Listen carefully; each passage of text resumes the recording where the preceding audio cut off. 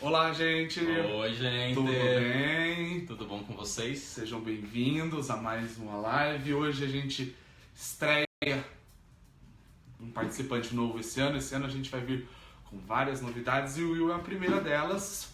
Nossa, que responsabilidade! O Will já é do Salada já há quantos anos? Faz uns 3 ou 4, eu acho. Já há um bom tempo, já passou por todas Eu não as sei quando foi que a gente se conheceu. Bom, é uma live sobre o LGBT tudo. Exatamente. Então a gente pode falar onde a gente se conheceu? Pode, a gente se conhece, pode. A gente se conheceu no Grindr. Foi assim, no dia 31 de dezembro de 2013. 13? Acho que foi 13. Então faz 4 anos já. Faz 4 anos. Exato. A gente sabe o dia, até porque era o dia da virada do ano e Pra tal. vocês verem, às vezes o Grindr não rola nem sexo, mas rola uma parceria de trabalho que é 4 anos. 4 longos anos. E foi daí que a gente se conheceu. Então, o Will já passou por tudo no site. Há algum tempinho ele tá com uma coluna nova falando sobre cinema LGBT, LGBT tudo. O link eu vou deixar aqui embaixo pra vocês, depois se conhecerem. Visitem, por favor. Visitarem. E a gente vai começar a fazer vídeos. A ideia é que a gente faça vídeos tanto de lançamentos, grandes estreias dentro desse universo. Grandes, eu quero dizer estreias relevantes, tá, gente? Só filme que passa no Cinemark. Mas também a gente quer revisitar. A gente vai falar de coisas antigas, de coisas históricas, coisas que são importantes para a história do movimento. Então, filmes que todo LGBT tem que ver em algum momento da vida. Vai ter textão, vídeo. Mas vai ter momento divertido também, a gente promete. Sim. E hoje a gente vai começar pelo... Me chame pelo seu nome. O LGBT do momento. Call Me By Your Name, que aí já está sendo falado desde o ano passado, quando passou por Sundance, passou por Cannes, passou por Berlim, passou por todos os festivais e foi crescendo e ganhando mais hype em cima do nome, né? Exatamente. E agora chegou esse final de semana no Brasil, já vimos ambos. Sim. Você viu que a gente lança depois, a gente assiste. Mas assistam, gente. Se você valoriza esse tipo de cinema, não baixa não. Vai ver no cinema, dá o seu dinheirinho pra valorizar esse tipo de cinema, porque é só assim que eles vão continuar existindo. Não adianta você assistir na sua casa e falar, puta, filme do caralho, o filme não dá bilheteria, velho. Não, e principalmente, né, filme LGBT ou com personagens LGBT, é bacana a gente assistir na primeira semana, porque normalmente é a semana mais importante da estreia de um filme. Então, se a audiência não for boa na primeira semana, existe uma chance muito grande de que esse filme não continue em cartaz na semana seguinte. Exatamente. Ou seja, vocês têm até quarta-feira pra assistir. Corram! Corre muito. Corram! Aproveita que normalmente terça, quarta costuma ter as meia entradas, vamos encher a sala de cinema. Pega o seu cartão do banco, deve ter algum cinema em promoção e vai, ó. Sim, e acho que no caso até eu vou falar Call Me By Your Name o tempo todo, porque a gente ficou 6 meses acompanhando pelo nome original antes de sair a tradução. Acho que no caso até do Call Me By Your Name ele vai ficar um pouco mais em cartaz, porque amanhã, terça-feira, saem as indicações do Oscar. Muito provavelmente ele deve levar pelo menos alguma indicação, então fica ali, ganha uma sobrevida de pelo menos mais uma semana para aproveitar o hype de marketing que o Oscar traz para um filme, né? Então assistam. Assistam sim. Assistam. Só que a gente vai dar spoiler hoje, a gente vai falar agora. A gente pede já desculpas, a gente tenta, mas eles escapam, vocês sabem, eu deixo escapar mesmo. Eu acho até que a gente já meio começou a bater papo antes de começar a live pra meio que saber o que um tinha achado e o outro. Acho que até os nossos spoilers vão ser muito mais interpretações que a gente teve sobre alguns pedaços do filme. Exato. Porque é um filme muito mais contemplativo do que um filme em que acontece 1 zilhão de coisas e plot twists e coisas do tipo. Não tem. Não esperem uma montanha-russa, um Mark Wahlberg aparecendo. Não espere nada dessas pegadas. Explosões, Transformers. Vamos começar do básico. Do que fala o filme? Bom, Call Me By Your Name, ele se passa no comecinho da década de 80, 81, 83, né? 83, é o ano que eu nasci. 83, no norte da Itália. É a história do Hélio, que ele é um menino de 17 anos, que ele mora com os pais eles passam a temporada de verão, né, no norte da Itália, numa casa daquelas paisagens paradisíacas, assim, lindas, que você adoraria viver um pedaço da tua vida. E toda época de verão eles recebem um estudante que vem pra ficar na casa. Esse estudante ele vem pra normalmente terminar de trabalhar num projeto pessoal dele e acaba ajudando o pai do Hélio nas pesquisas que ele realiza naquele momento. Hoje em dia isso é um pouco menos comum, esse tipo de artifício, porque a gente tem internet, tem. Mas se você voltar algumas décadas atrás, era muito comum você encontrar pesquisadores que faziam isso como forma de avançar com suas pesquisas, avançar com seus orientandos, porque era uma imersão que eles faziam. Então, isso é um fenômeno muito comum, assim, no meio acadêmico. Sim, eu comecei a ler o livro depois que eu terminei de assistir o filme, e acho que o livro ele deixa até um pouco mais claro a motivação deles abrirem a casa para esses estudantes, algo que no filme não fica tão explicadão, assim.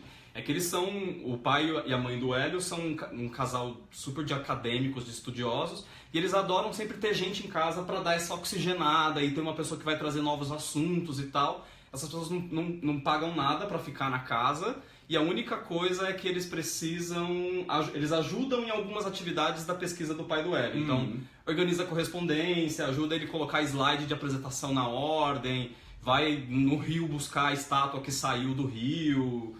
Então eles têm uma horinha do dia eles têm que dedicar a ajudar o pai, mas é meio que também uma estadia para você poder curtir o verão nessa casa na Itália. E aí, nesse contexto todo, chega um estudante americano, que é o Oliver, todo bonitão, loiro, Armie Hammer e tal, tudo mais, apesar de eu achar o Armie Hammer meio picolé de chuchu. E ele chega e aí, nessa convivência, acaba se desenrolando um certo interesse com indas e vindas, altos e baixos, demonstrações mais explícitas de interesse, a horas você dá um passo para trás, uma patada que faz você meio que reconsiderar, e eles vão criando esse relacionamento aí ao longo do filme. Sim, é só. É um filme, a história é um fiapinho bem simples, mas eu acho que aí a gente começa a entrar no universo das percepções. Eu acho que uma das magias desse filme, pra mim, que me tocou muito, é essa. Oi, Nádia. Nádia é assim. Oi, Nádia. Nádia tá sempre entre nós. E essa é uma das magias desse filme, pra mim. Ele consegue criar... E eu vou usar uma expressão agora que eu odeio, mas que eu tô vendo as pessoas aplicando nesse filme. Mas ele, com esse fiapo de história, ele consegue contar algo universal. E eu não acho que seja universal. Eu também acho que não. Eu não acho que não. As pessoas estão falando, é porque as pessoas estão se identificando dos mais variados gêneros porque é uma história de amor universal. Não. As pessoas estão se identificando porque é uma história de amor. Amor se identifica. Amor é universal. Exatamente. Mas essa história não é universal. Não é universal mesmo. Aí entram as percepções. E a gente vai falar muito das nossas, assim.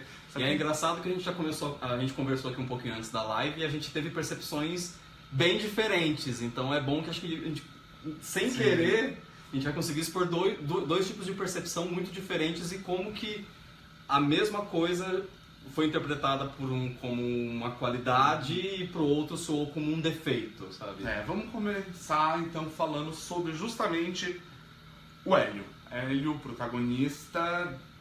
Timothée Chalamet fez Homeland, é uma graça de menino, é um talento sem tamanho. Acho ele fenomenal, aquela criança. Eu não conhecia nada do Timothée, assumo, foi a primeira vez que eu vi a cara dele na minha vida. Esse menino é bom, esse menino é dessas novinhos que a gente vai ver ainda o nome bastante em premiação. E ele vive o Hélio. O Hélio é um menino que a gente vai, conforme o filme vai se desenvolvendo, a gente vai percebendo que é um menino extremamente inteligente, é um menino extremamente culto, ele é fruto de um universo, ele vive cercado num universo de educação, mas não só por isso. Ele, por si só, ele tem esse interesse na educação. Você vê que o interesse musical dele é completamente dele, é independente dos pais. Ele tem um conhecimento em algumas coisas meio até enciclopédico, assim, né?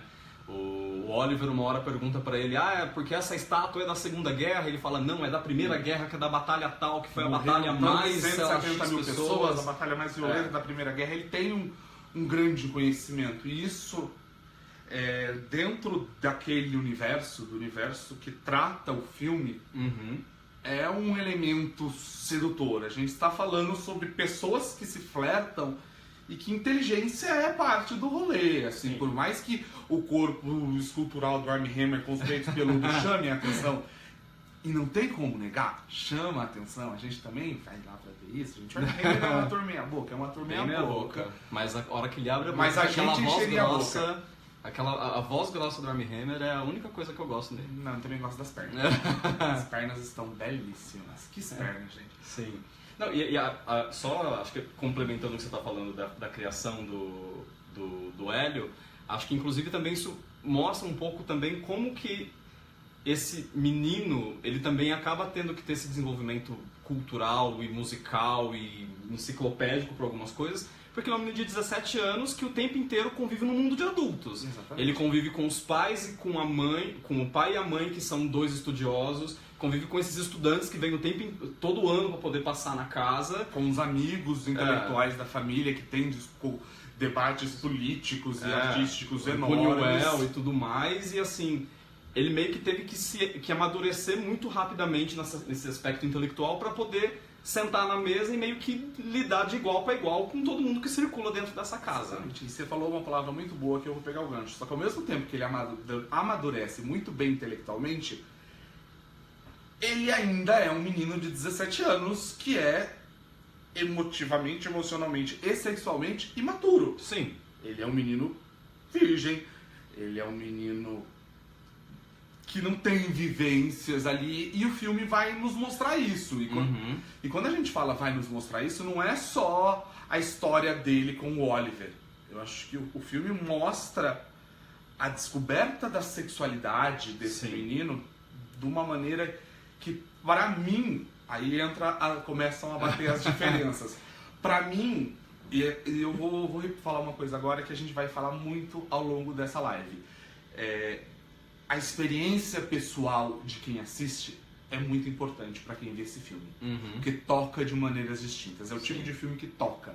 E para mim, tocou muito, muito bem tocado, porque assim como o Hélio, eu era um menino que estudava muito, que tinha aquele conhecimento que não servia para muita coisa, não sei, para falar frases bonitas, mas que era extremamente travado emocionalmente. Eu fui perder minha virgindade bem tardiamente, eu fui dar o meu primeiro beijo bem tardiamente, na idade do Hélio.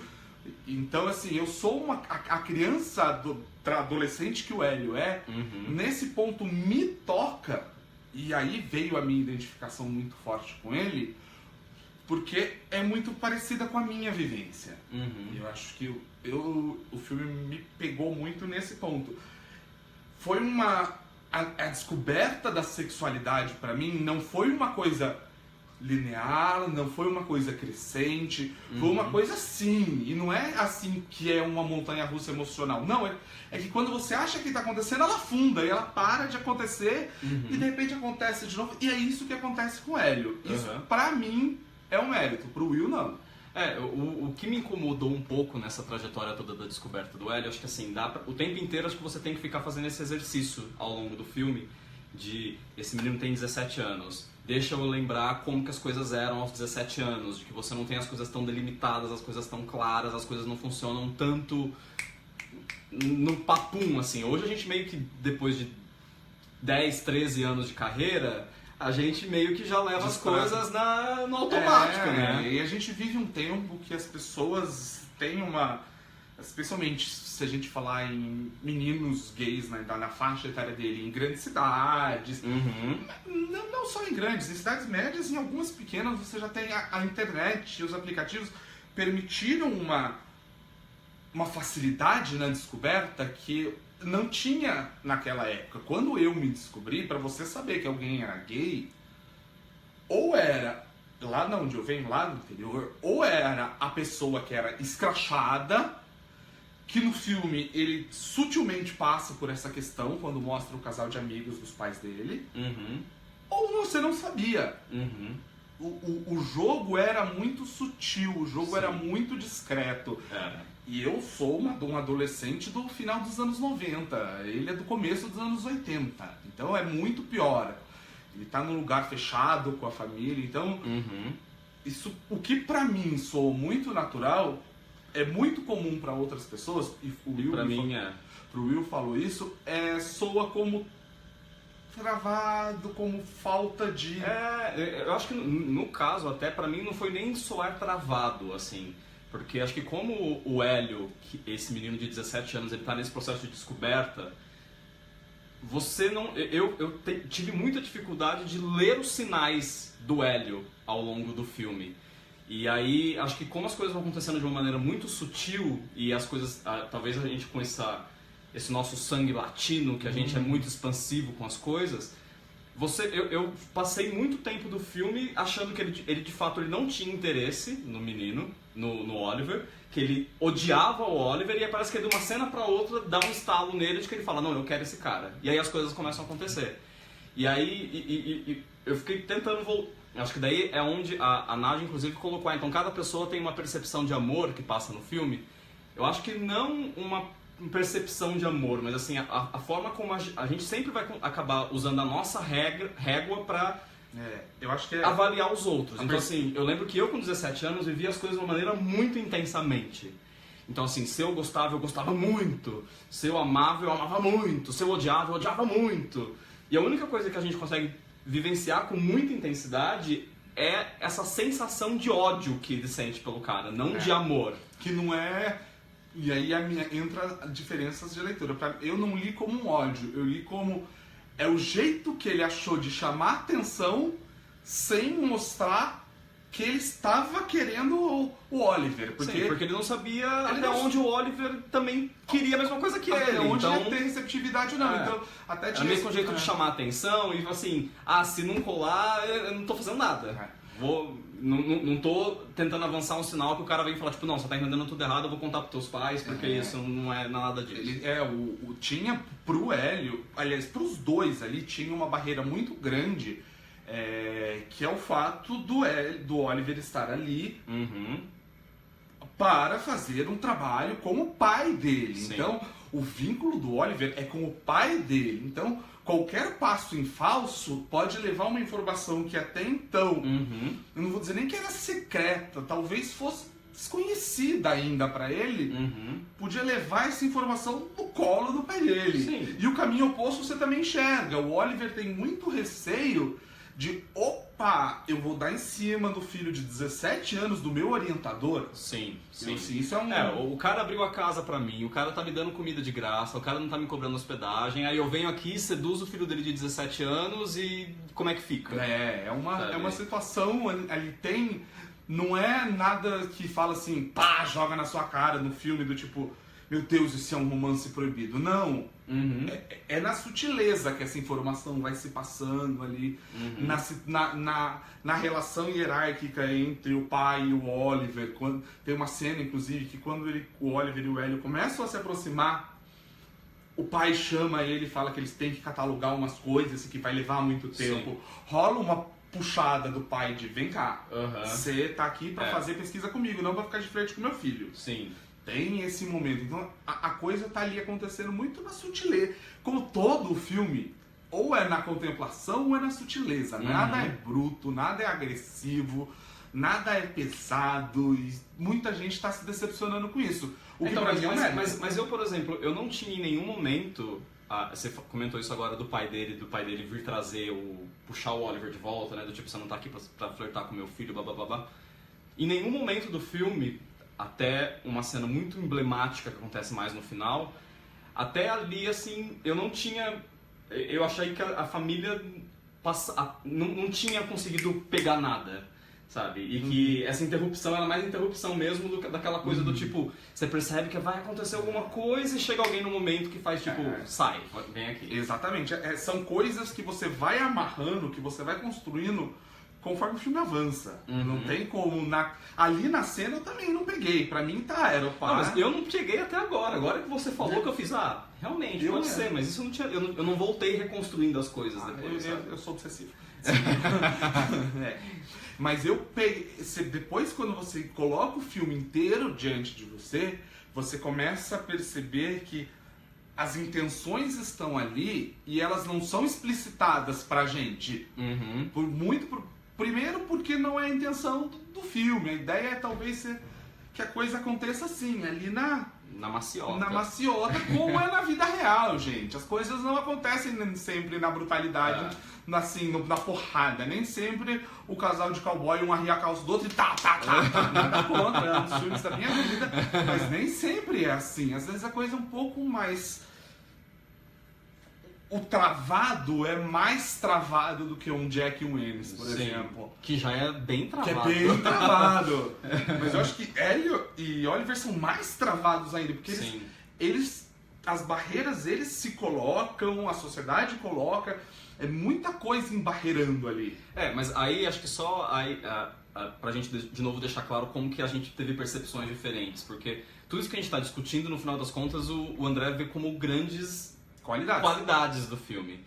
E eu vejo como eu acabei vendo como grandes problemas, não por uma questão de que as coisas deveriam ser mais explícitas, ou de que as coisas deveriam ser mais intensas, mas porque acho que a sutileza, ela é tão sutil em muitas das coisas que parece que falta construção de roteiro e de personagem em alguns momentos, sabe? Você pode ficar com a sensação que o filme não te dá respostas. Porque o filme não te dá respostas. E vem tudo tão na entrelinha que realmente parece. Parece que o menino, o Hélio odeia o Oliver até um determinado momento e parece que daí de uma cena pra outra ele decide que ele quer o cara.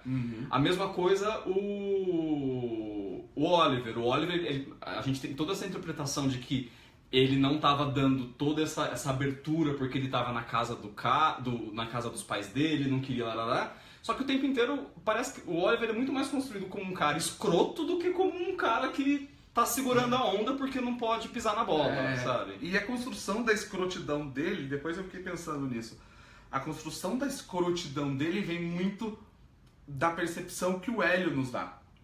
O Hélio pinta ele como um escroto pra gente. Porque eu tava pensando sobre isso, porque no final das contas a gente conhece a história inteira pelo ponto de vista do Hélio. É o Hélio que a gente acompanha o tempo inteiro.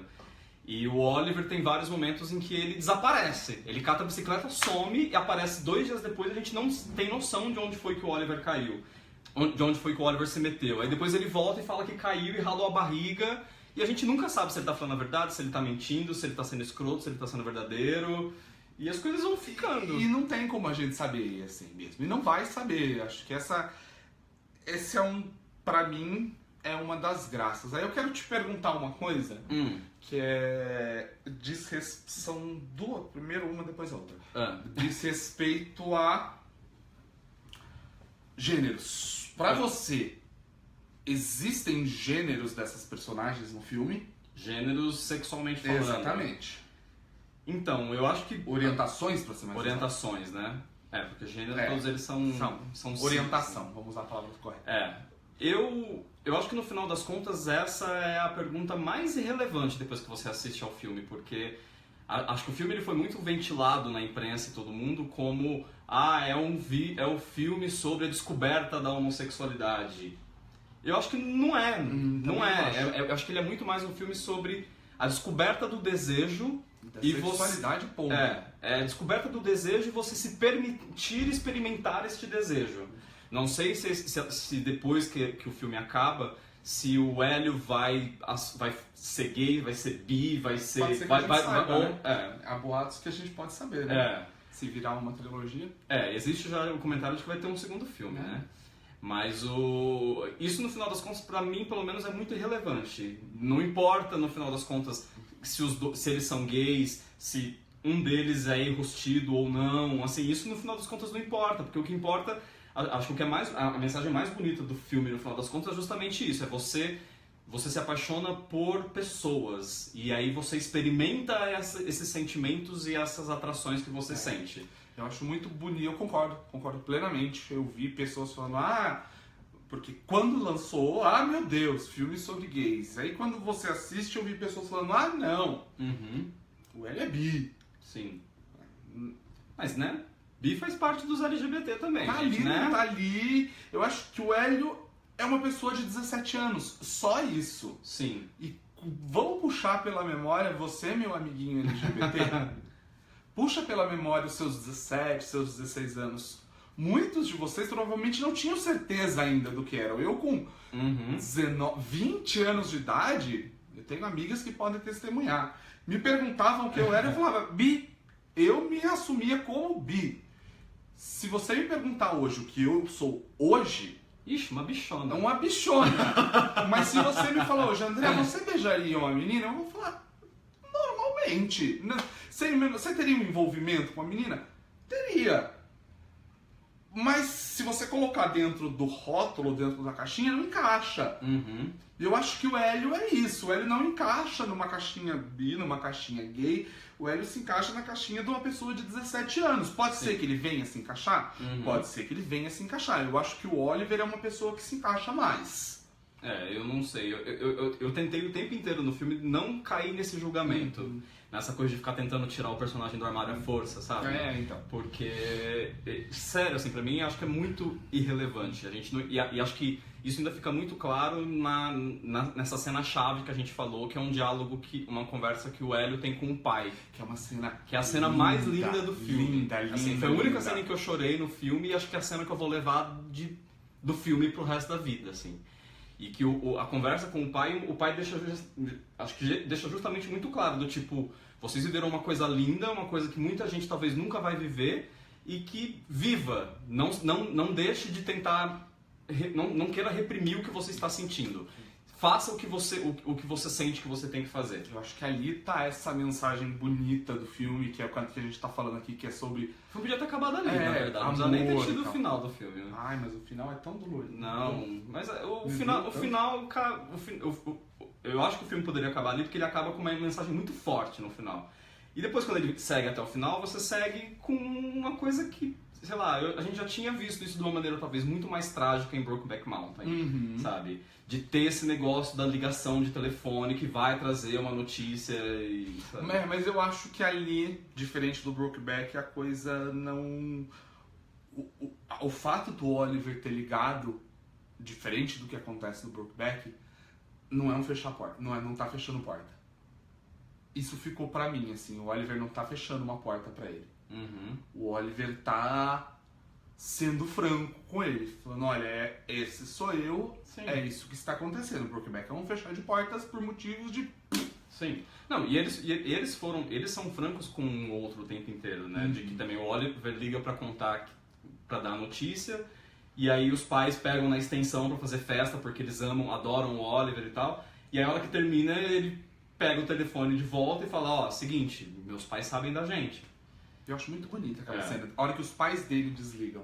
Acho muito bonita. Porque eles desligam e eles sabem... Eles já acabaram de ouvir a notícia também.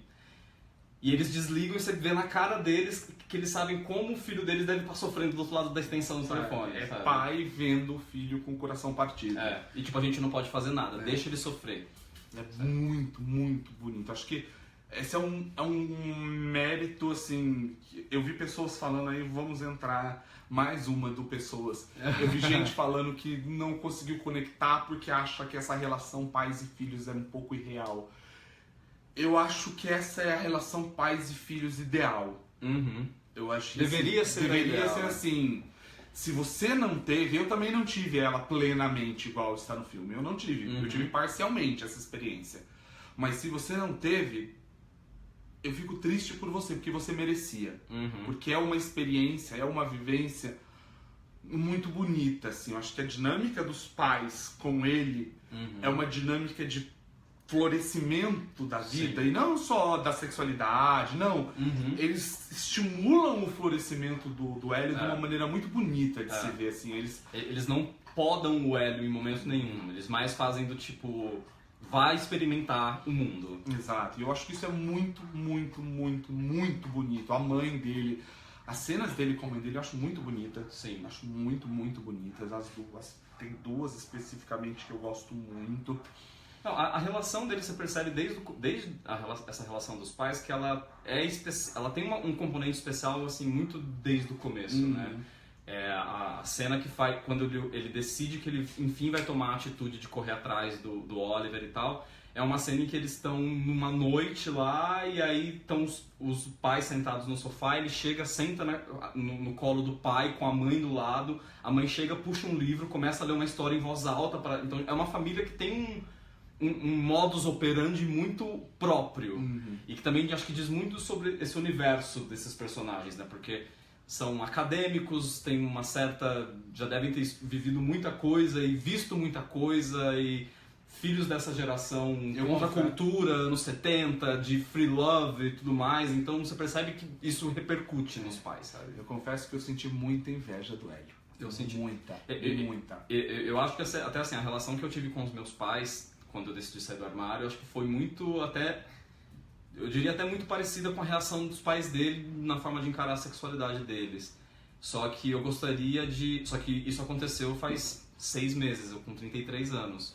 Acho que se as coisas tivessem acontecido com 17, como aconteceu com o Hélio, as coisas teriam sido muito diferentes, porque você...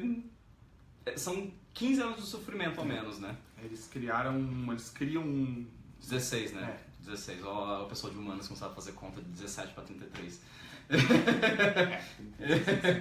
Eu também não sou muito bom, gente, desculpa.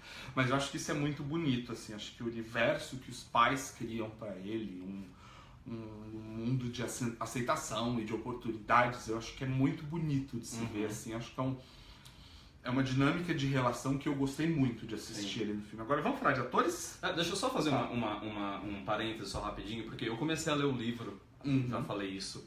E o livro, pelo menos até onde eu li, eu tô no meio do primeiro capítulo, e que é um capítulo gigantesco, assim, deve ter umas 100 tralala páginas quase, ou 50, porque eu tô lendo no digital, então não sei exatamente quantas páginas tem. O livro, não, é porque no Kindle não conta a página, né? A página é contada de um jeito diferente. E aí, em momento nenhum, o livro ele especifica em que momento histórico que se passa. No filme se passa em 83, mas o livro não fala.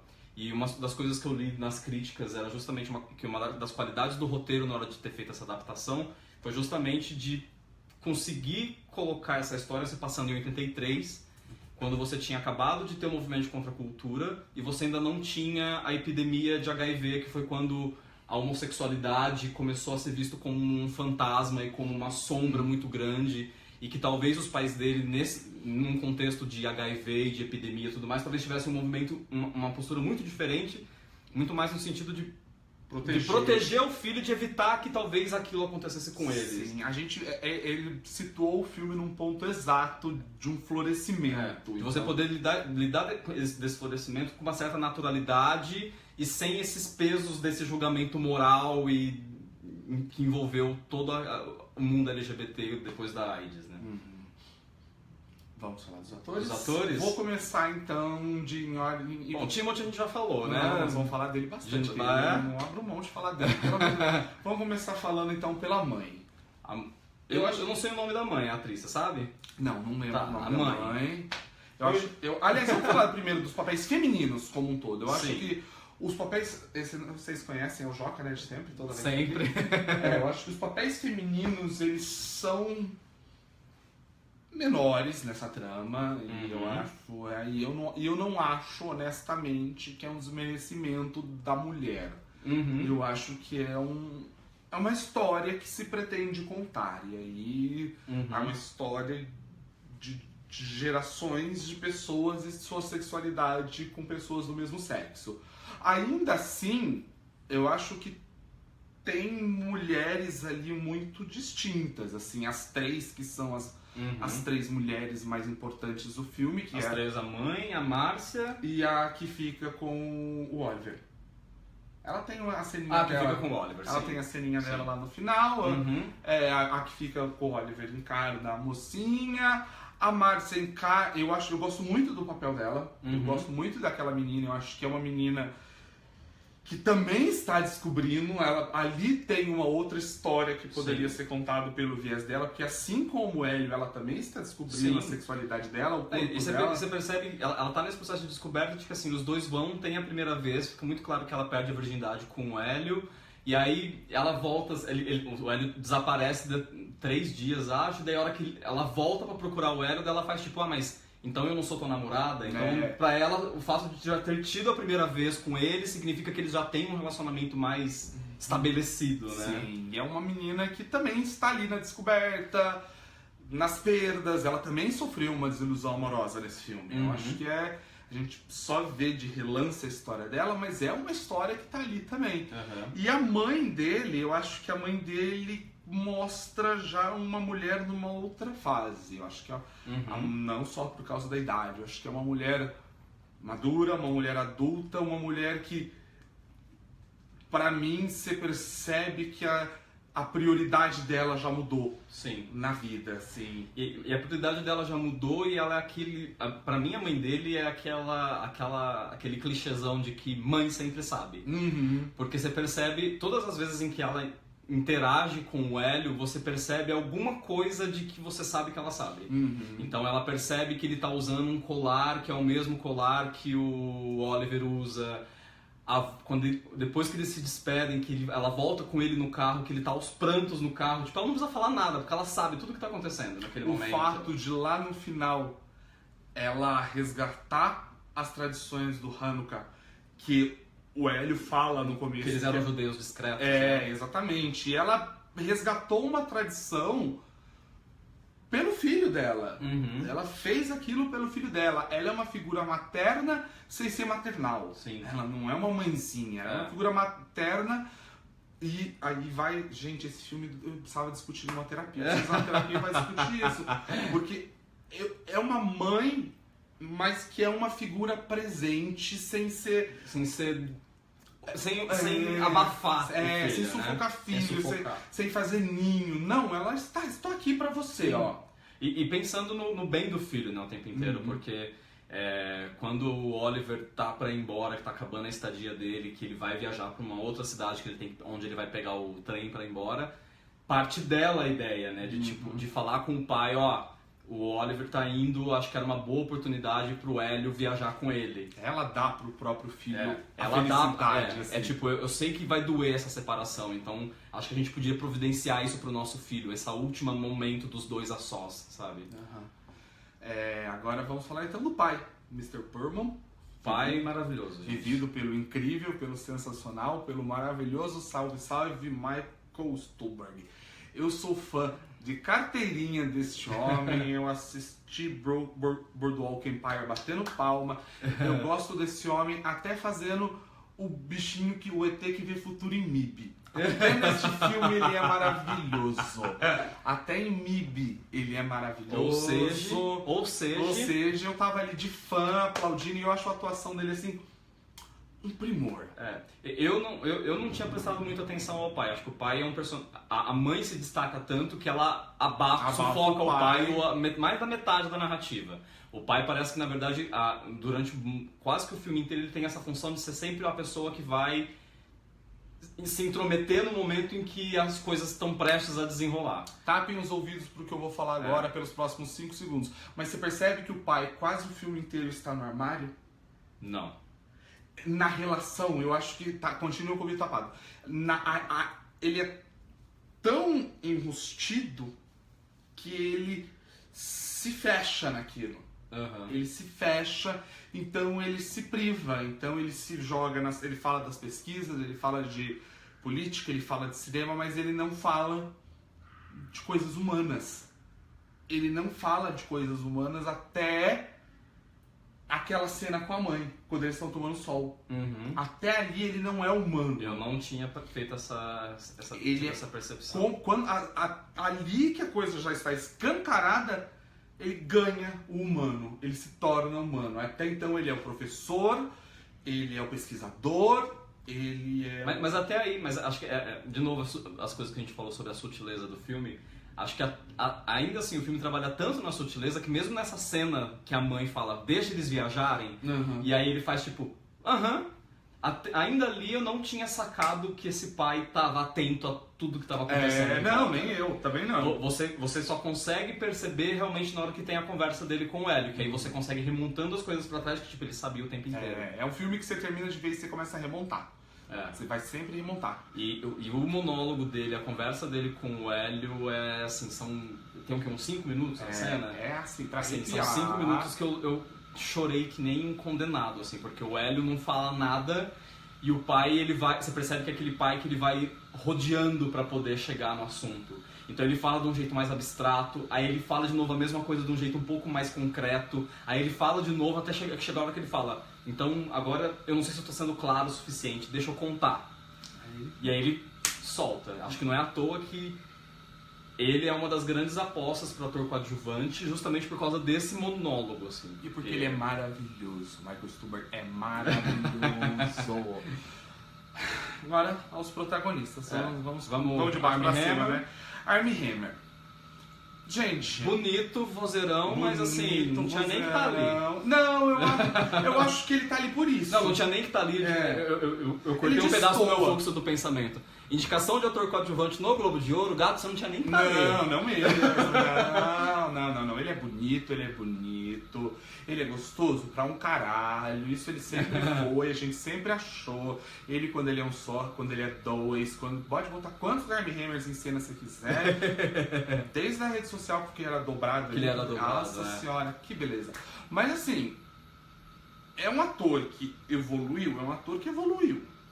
Mas a evolução dele é muito sutil. Se você comparar um Armie Hammer que você viu na rede social com o Armie Hammer que você vê aqui, sim, há uma evolução em atuação. Se você bota o Armie Hammer que faz aquele filme do índio cafona horroroso do Johnny Depp com o Armie Hammer daqui, você enxerga uma evolução. Eu nem lembrava desse filme. É horroroso esse filme. O Cavaleiro Solitário, né? É horroroso.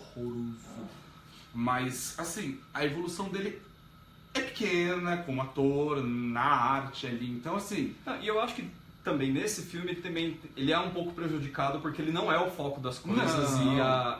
E eu volto de novo. Eu acho que ele é muito prejudicado por essa falta de deixar claro se ele está dando bola ou se ele está sendo escroto e aí fica nessa zona que ele não tem muito o que fazer. E parte do que é ser o Oliver é ser gostoso e usar short curto. É parte ele é ter essa atração corporal, sensorial. Sim, é parte dessa descoberta, é ser um grande corpo. E aí a escolha dele, eu acho...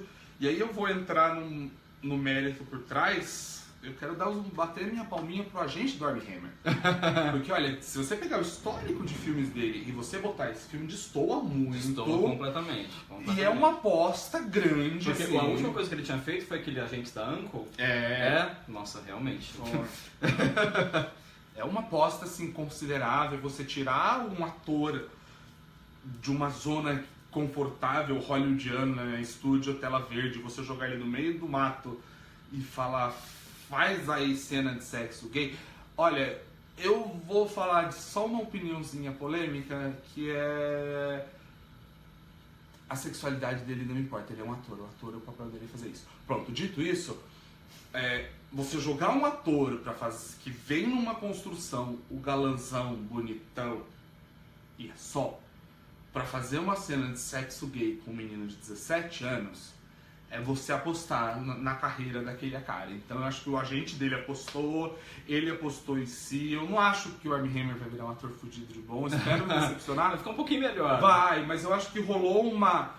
Olha, cara, você pode conseguir uns papéis melhores, o que é muito bom pra carreira dele. Eu gosto muito quando atores evoluem. Eu não gosto de ficar vendo Johnny Depp pelo resto da minha vida. Então, mas eu acho que ele poderia ter uma atuação muito mais emblemática nesse filme, e aí eu não sei até onde é ele que é muito limitado de recurso, Eu acho que é o gato ou o diretor que também não soube levar pela mão, assim, não também. soube ou não quis, eu ou acho. não quis, porque o diretor... Quando você vai pegar o histórico do Luca, que é o diretor, o Luca, os últimos 2 filmes ele fez, se eu não me engano, com a Tilda Swinton. E a Tilda você não precisa dirigir, né, gente? Você liga a câmera e deixa. E vai tomar um lanche. E vai.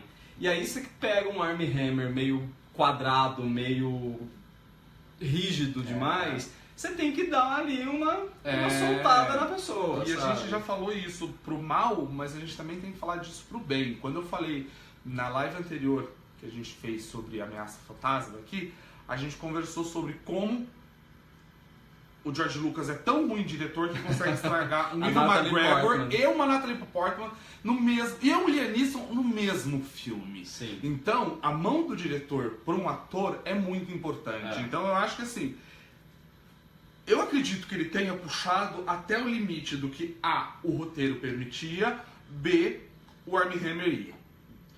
Eu acho que ele não tinha como ir além por roteiro e por capacidade mesmo. E assim, eu acho que ele foi até um certo ponto. Tem uma cena dele, que é uma cena muito emblemática, que envolve uma fruta. Você nunca mais vai comer pêssego na sua vida. Do mesmo jeito. Nunca mais. Que eu acho que ele tá muito desenvolto naquela cena. Eu gosto dele ali. Eu acho que ele acaba tendo uma atuação, assim, acho que muito naturalista. Só que eu acho que talvez essa falta dessa mão ajuda você a entender as coisas que estão passando na cabeça desse personagem para ele agir da forma como ele age. Faltou um trabalhinho ali naquela Porque na mesma cena em que ele é muito amável, logo na sequência ele dá um coice e você não sabe se ele é bipolar, se ele é louco, se ele falta ali sutileza. Se ele tivesse um pouquinho mais de sutileza no expressar facial do ator, a gente talvez pegasse a nuance um pouco melhor. Mas ele também tem um outro porém que prejudica ele, que é, e aí a gente vai entrar no próximo nome, ele está ao lado de uma pessoa maravilhosa. Então, mas aí a última coisa que eu ia falar sobre o Armie Hammer, eu tenho uma restrição em relação à escalação do Armie Hammer, que eu acho, no filme, se eu não me engano, não fica claro quantos anos o Oliver tem, né? No livro fica claro que ele tem 24 anos. No filme não fica tão claro. E por ele ser um estudante universitário, ele deve ter mais ou menos essa faixa de idade aí mesmo, 23, 24. O Armie Hammer tem uma cara de muito mais velho. Tem. Ele tem 31 anos. E ele tem cara dos seus 31, 35, assim. Ele não tem cara de um moleque de 24 anos. Não tem. E por outro lado, o Timothy tem cara de muito menos de 17 do que o personagem. Sim. Então, até chegar a hora em que o Timothy fala, tipo, não, porque eu tenho 17 anos, me causou por um bom tempo uma sensação muito estranha do tipo, é um cara muito mais novo seduzindo um menino de 14 anos, sabe? A primeira noite de um homem. Assim, uma coisa meio pedófila por um bom tempo do filme. Chegou a Mrs. Robinson. Mas... E aí, agora o Timothy. O Timothy, que é um primor. Sim. É um primor, o menino é talentoso, o menino, ele tem rosto, o menino tem corpo, o menino tem Ele entendeu o personagem que ele estava fazendo. Sabe quem que ele me lembrou? Alguém que eu gosto muito no cinema e que trabalha, e eu acho que o Timothy vai caminhar por essa linhagem de, ao mesmo tempo que vai se... Daquele menino está sendo indicado para tudo, ele vai ter que se embregar em blockbuster da vida, mas ele vai ficar ainda fluindo nos alternativos. Faz um independente, faz um blockbuster para pagar o aluguel, volta, faz um independente. Ele me lembrou, inclusive, olhando assim a atuação, o Ezra Miller. Ele tem um Ezra novinho ali, eu lembrei do Tom Holland.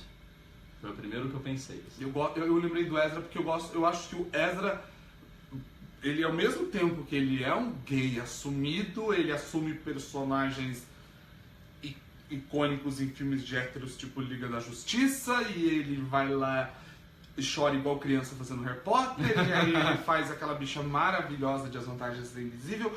Eu acho que ele tem uma fluidez na pessoa dele que o Timothy me passa. Sim, acho que o Timothy vai ter essa versatilidade de conseguir navegar pelos gêneros todos, assim, sabe? Eu acho que ele é um e vai entregar sempre um trabalho de qualidade, independente do gênero. É, um menino que tem... A não ser que ele caia na mão do Michael Bay, né? Que ele não dirige ninguém. Não.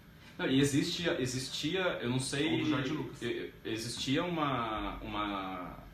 a escalação no começo, o Shia LaBeouf era pra ter feito, acho que o Oliver, provavelmente.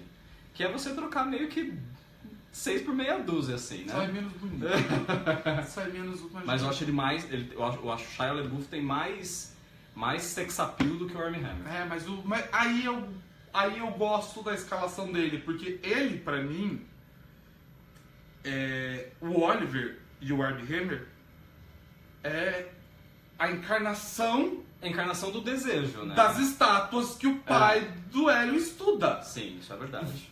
O rosto dele, assim, o impecável que são os traços desse homem, o impecável que é o corpo desse homem. E é engraçadíssimo que a cena em que eles estão analisando os slides, né, que o pai fica, olha esse corpo, são curvas que não parecem que existem, babá. E aí eu sei que o pai dá uma mega de uma aula sobre corpos masculinos em estátuas. E aí meio que termina a fala, o Armie Hammer para e olha pro pai assim, né? Tipo, você tá falando das estátuas, você tá falando de mim? Porque é o corpo dele, ele tem o corpo qual essas estátuas. Então tá ali. Então eu acho que... E só pra gente terminar, vamos falar de sexo. Que a gente não falou de sexo ainda e é um tema que passou a divulgação desse filme e eu acho que é um tema importante. Que a gente... Eu acho que é um dos grandes méritos desse filme é o trabalhar do sexo. Eu acho que o sexo nesse filme ele não é romântico ao mesmo tempo em que ele não é carnal demais, porque e aí entram as minhas questões, a minha única grande questão com o Brokeback Mountain, que eu acho que aquela grande cena de sexo na barraca, pra mim, aquilo ali dá a entender que gays só trepam furiosamente, na raiva, no ódio, e não é assim que a banda toca, gente. Então, assim, eu acho que o sexo é trabalhado dessa maneira, de uma maneira que pra mim me toca muito.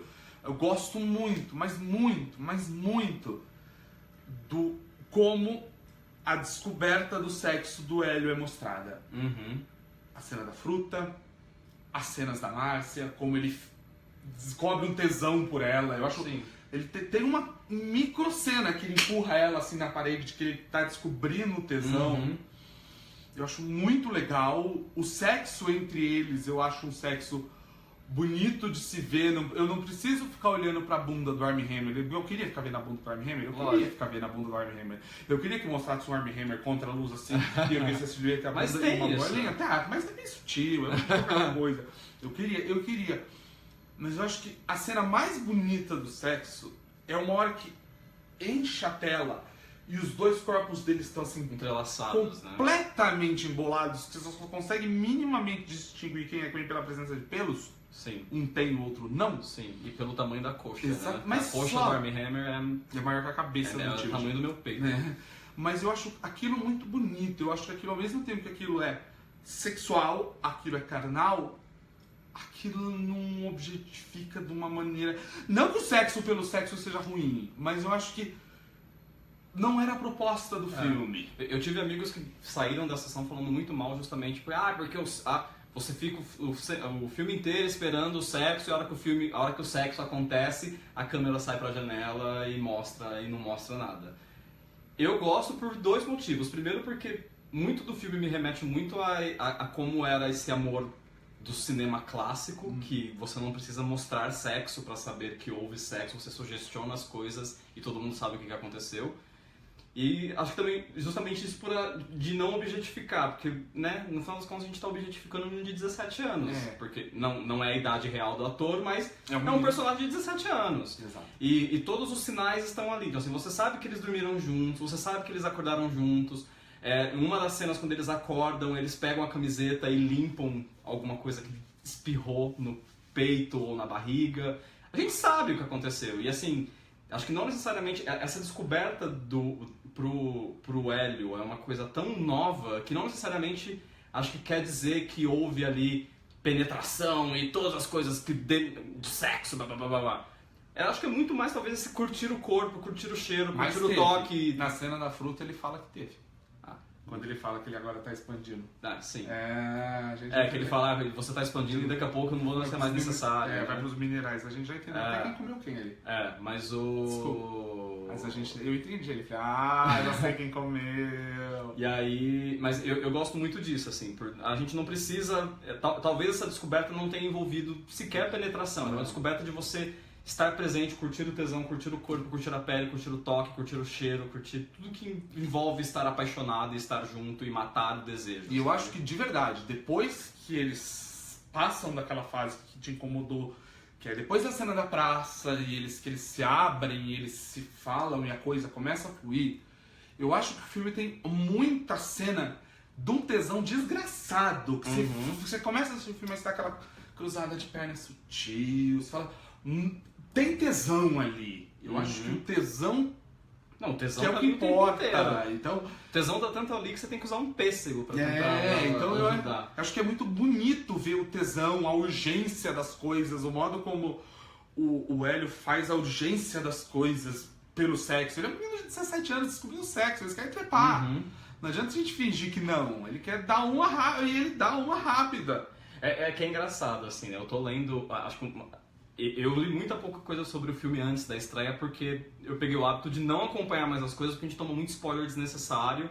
No Salada a gente não dá spoiler. Então e a gente vai, acho que assistir o filme muito já com induzido ao que esperar do filme e você não vive tanta experiência. E lendo o livro, até esse pedaço em que eu li, o livro já começa com ele meio tentando... ele é inteiro contado em primeira pessoa e é o Timothy, o Hélio tentando relembrar do tipo, eu acho que eu me apaixonei, eu acho que eu me interessei por ele naquela hora que ele desceu do táxi, daí ele lembra da chegada do coisa. Aí o próximo capítulo, não, mas talvez tenha sido em outro pedaço, e ele vai tentando fazer esse mapeamento do momento. Só que o tempo inteiro, voltando, eu li muita pouca coisa, só que assim, uma coisa que eu não consegui escapar são aquelas coisas que estavam escritas no trailer, por exemplo, erótico, uma bomba de sexualidade. E eu não acho que o filme seja tão sexual nesse sentido. Eu acho que o filme tem uma sensualidade. E o livro é muito explícito. Assim, muito explícito de que, assim, desde o primeiro capítulo, o Hélio faz, tipo, eu vi você e eu queria enfiar minha cara no meio desse seu peito, desses pelos do seu peito. Eu queria que você me possuísse, eu queria que você me machucasse, eu queria que você... Enfim. E o filme tá lá, assim, não é que, meu Deus, não tem. O filme tem 2 cenas de 2 boquetes distintos. 2 cenas muito boas, inclusive. A primeira eu acho maravilhosa, que é aquela na porta do banheiro. Começar a falar em boquete, começa a aumentar o número de gente assistindo. Seus tarados. A cena da porta do banheiro, eu acho aquela cena muito boa. Eu odeio aquela cena. Eu adoro aquela cena. Eu odeio, mas eu entendo a função dela na narrativa. Mas eu não gosto daquela cena. Eu gosto muito daquela cena. Eu acho aquela cena ali... Eu acho que ali a gente tá vendo um Oliver mostrando tesão naquele menino. E eu gosto muito de ver o Oliver mostrando tesão naquele menino. Então, mas ali aquela cena eu acho... Aí é, de novo, nossas diferenças de percepção. Ali pra mim aquela cena não me mostra tesão. Porque eles acabaram de transar, o Hélio acorda no dia seguinte aquela coisa meio... Parece que ele tá numa crise de consciência, do tipo, meu Deus, o que eu fiz? Aí eles saem pra fazer alguma coisa, volta e você percebe que o Oliver tá muito inseguro do tipo, eu fudi a cabeça desse menino. E aí é meio que pra mim ali a hora que eles fazem, ele vai lá, provoca o menino e faz tipo, bom, então as coisas estão tudo bem porque você ainda continua gostando, sentindo tesão em mim. Eu gosto muito. Mas essa cena do pêssego é imbatível. Maravilhosa, constrangedora, engraçada. É muito constrangedora. Sexual. Eu no lugar do Hélio, eu teria a mesma reação que ele. Acho que eu teria chorado também, muito junto. Com certeza. Pela vergonha que eu tô sentindo de ser pego no flagra, sabe? Última pergunta que a gente faz sempre que a gente faz essas lives. Vale a pena ir no cinema assistir? Vale. Acho que vale pra poder vivenciar essa experiência de um jeito intenso que a tela de cinema proporciona. A fotografia do filme é uma coisa incrível, então é o tipo de coisa pra se ver na tela de cinema. E acho que justamente por causa disso, e acho que justamente também pra você... Acho que se você vê em casa, baixando por mês que a gente não vai te dizer como, talvez você também continue com o filme reverberando na tua cabeça muito depois da sessão, mas acho que na sessão você sai com essa vontade de conversar sobre o filme, de conversar sobre como você percebeu as sutilezas e as pessoas podem ter percebido de uma maneira totalmente diferente, sim, no caso do André. Sim, eu saí da sessão ouvindo senhorinhas, eu assisti num cinema cheio de senhorinhas, falando, que bonito, né? Nossa, amei! Nossa, que bonita! Então eu acho assim, é o tipo de filme que assim, assistir você sozinho na sua casa vai ser bom porque ele é um filme bom. Mas você assistir no público, cria-se uma energia, uma experiência coletiva. Tem uma palavra que a gente usa no teatro e os gregos usam para ser pedante com o filme que chama egrégora, que são as energias das pessoas se conectando, formando uma grande energia única. Então cria-se ali, porque a minha sessão ficou muda, o filme inteiro, que é uma coisa rara nos dias também atuais. Onde você viu é sempre mudo. Né, graças a Deus. Então foi um cinema, assim, as pessoas envolvidas, a energia, então... E o filme ganha muito com isso, com essa experiência, além do óbvio da fotografia ficar deslumbrante na tela. Eu indicaria muito, mas eu ainda tô muito, faz 3 semanas que eu vi o 120 batimentos por minuto, que é o outro filme LGBT dessa temporada, assim. Inclusive, veja lá no LGBT Tudo que tem, falando sobre os dois. E eu não sei, eu acho que talvez não seja a gente entrar em comparação do quem que é melhor e quem que é pior, assim. São propostas bem distintas. São propostas muito diferentes, mas acho que veja o Call Me By Your Name e veja também os 120 batimentos por minuto, porque eles pegam, são histórias totalmente diferentes. Mas... Essa é a magia. Essa é a magia desse filme. Você acabou de sintetizar o que eu tô pensando desde o começo. São histórias totalmente diferentes. Não é o Brokeback Mountain dos 17 anos, Não gente. é porque você é gay que todo filme tem que ser hipersexualizado, com um final dramático, ou tem que ser um conto de fada. Não. Ele é gay. E ok. Ou não é gay, ou não sabemos o que ele é. São histórias. Histórias que envolvam sexualidade. Sexualidade é um pano a mais em qualquer história. Eu acho que esse é o mérito de a gente estar vendo em 2018 dois filmes tão distintos envolvendo sexualidades no mesmo universo, ganhando destaque. Então assistam os dois, esse a gente está recomendando. 120 eu vou deixar aqui o link para vocês da coluna, vocês vão ler, tá bom? Sim, acho que a última coisa, só a previsão para Oscar, você arrisca? Eu acho que não ganha nada. Não, ganhar eu acho que não, mas Timothy onde é indicado? Timothy de melhor ator. Timothy vai ser indicado de ator. Eu acho que ele vai ganhar uma de indicação de roteiro, adaptado. Eu acho que leva indicação de fotografia. Eu indicaria trilha. Eu acho a trilha muito boa. Eu gosto da trilha. Eu fui pesquisar pra trazer pra gente como é que ficou a performance do filme nos sindicatos, né? Porque sempre as premiações dos sindicatos ajudam a gente a meio que começar a prever como que cada categoria profissional vai enxergar o filme. Então, assim, sindicato dos diretores nem foi lembrado, então o Luca tá fora provavelmente da corrida. Sindicato dos roteiristas foi indicado para roteiro adaptado no sindicato. Ainda não sabemos se ganhou porque vai ser revelado só dia 11 de fevereiro. Então, mas como é mais ou menos basicamente o mesmo grupo de pessoas que votam, então podemos talvez esperar uma realmente indicação para roteiro adaptado. Sindicato dos produtores, ele foi indicado a melhor longa, então talvez acho que dentro dos 10 da academia do ano. Era isso que eu ia falar, ele pode entrar porque a lista é grande. Ele pode entrar. Já saiu o resultado do Sindicato dos Produtores, ele não ganhou, quem ganhou foi a Forma d'Água, né? Que vai levar tudo, provavelmente. É o favorito. Eu não acho que leva, mas enfim, eu acho que o 3 Anúncios leva. Sim, Sindicato dos Atores, o Timothy foi indicado, melhor ator. Vai perder. Perdeu pro Gary Oldman, porque é óbvio que acho que esse ano é do Gary Oldman muito provavelmente, mas de qualquer jeito recebe o reconhecimento da indicação. E eu fui procurar o Sindicato dos Diretores de Fotografia, porque, né? Acho que era uma das grandes apostas. E ele sequer foi indicado no diretor de fotografia. Acho injusto. Então, dos que foram indicados, quem roubou a vaga dele? Blade Runner, Destino de uma Nação, Der King, Forma d'Água e Mudbound. É um ano de fotografias muito boas e algumas delas são grandiosas. O Nolan é grandioso, o Blade Runner Sim. O Villeneuve faz... São diretores que fazem fotografias grandiosas. Então, é uma fotografia muito bonita, mas não é... Sim. E eu acho que assim, pode levar essas indicações, mas não ganha nada porque eu acho que o filme é filme que não tem cara de grandes premiações, ele tem cara de grandes festivais. Sim. O Independent, né, que é acho que se eu não me engano, o Independent sempre sai os resultados no sábado antes do Oscar, né? Acho que nem saíram as indicações ainda do Independent, eu esqueci de procurar. Mas ele deve ser o que vai levar todos os prêmios do Independent. Vai ele e Lady Bird assim, ó. É isso, mês que vem o Will tá de volta, não vou contar com o que, a gente está ainda com algumas ideias. A gente ainda tá definindo. Eu te mandei uma ideia, eu espero que você goste.